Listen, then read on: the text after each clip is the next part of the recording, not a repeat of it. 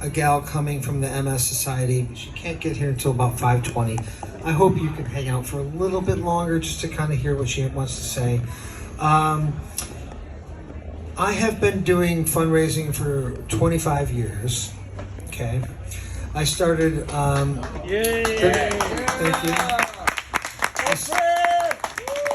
I started the Beat Rolls On with a very dear friend of mine, Lori Clark, who cannot be here, and she has kind of managed my DIY site and been there for an incredible amount of events in the past.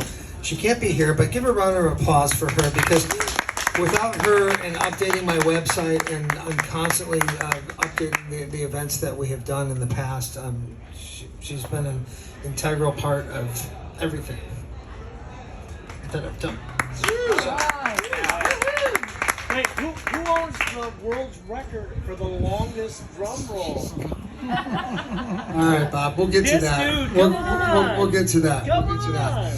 on! Okay, and then as we played golf today, you know, I'm extremely spoiled because I have Chris and Mike and Milan who were here setting up everything that you see and helping me immensely throughout all the years, through playing gigs with Dutch Uncle, through doing all kinds of different events to raise money for MS. We are closely connected, extremely connected with MS. My dad passed 3 years ago.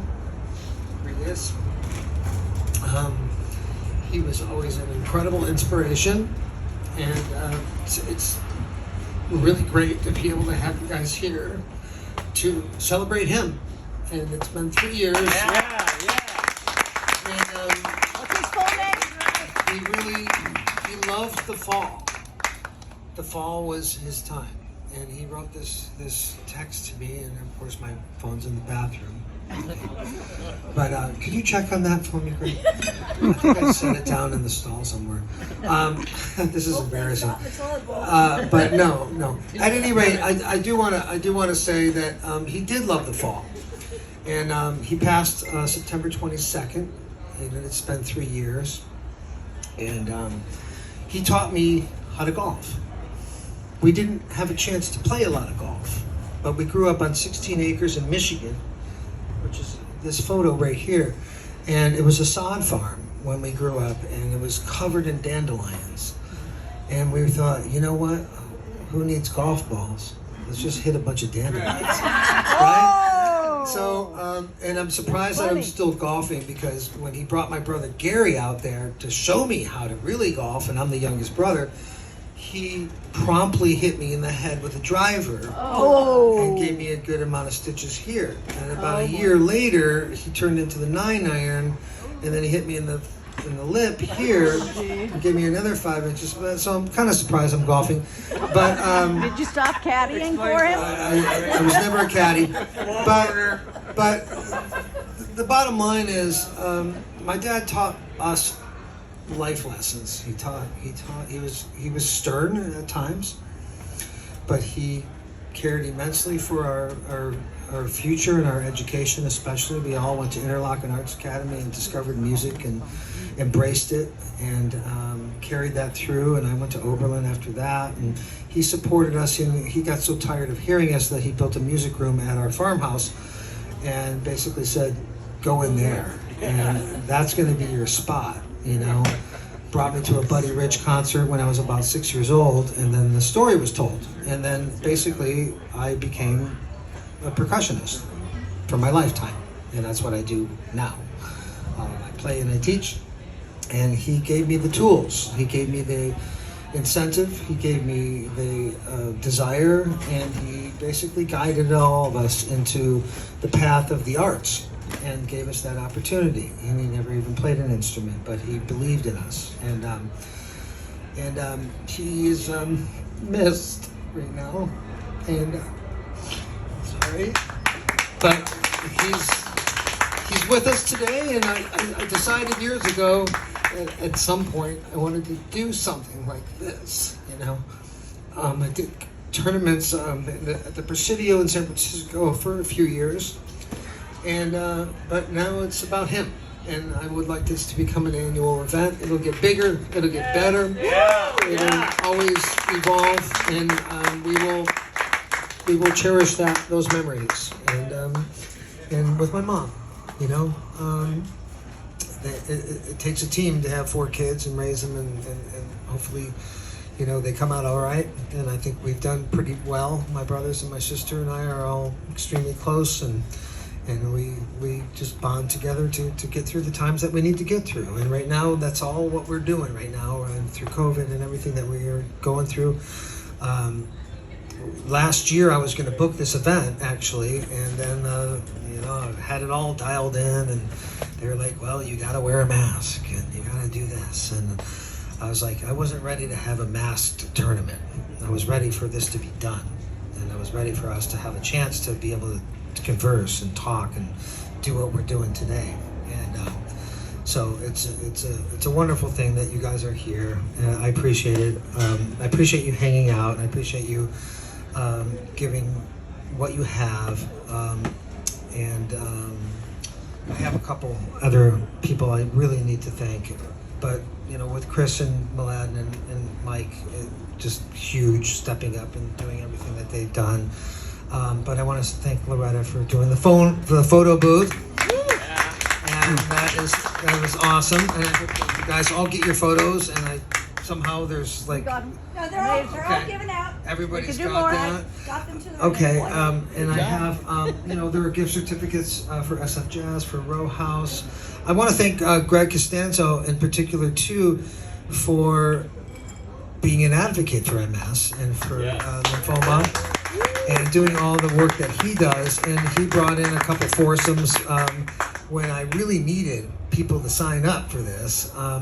And you'd be amazed on how many people are busy in October. I don't know what the deal is, but it was not easy getting the 32 of us that we have today. So thank you, Greg, for doing what you do. I really appreciate it.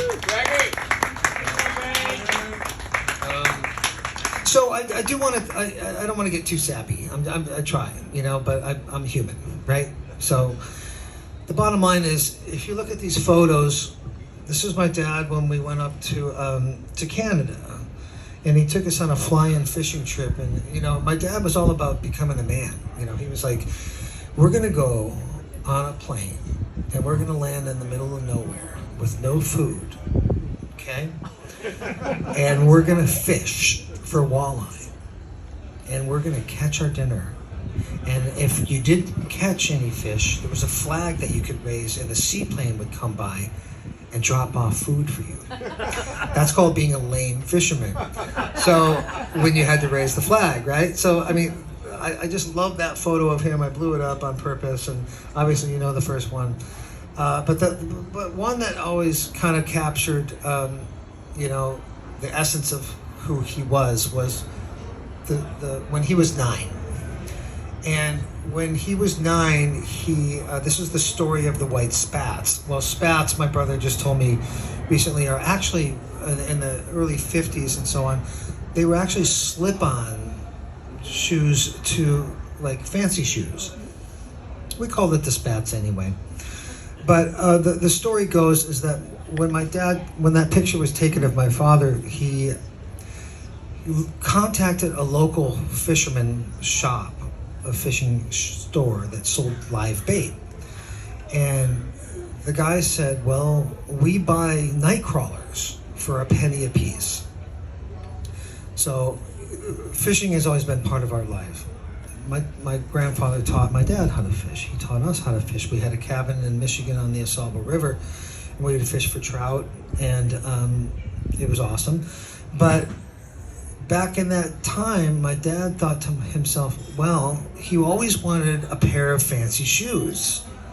And they were the white spats. And they were $100. Okay, and that's a lot of money, right? Back then.